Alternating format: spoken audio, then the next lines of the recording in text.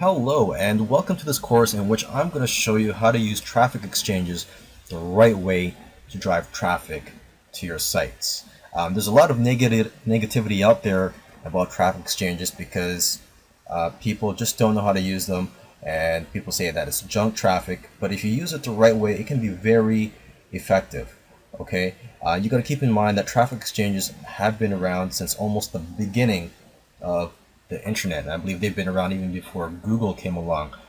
So a lot of traffic strategies or fads have come and gone, but traffic exchanges have been around since almost the beginning, and they are still being used to this day to drive traffic. And should I mention that it's also free? So it's free traffic.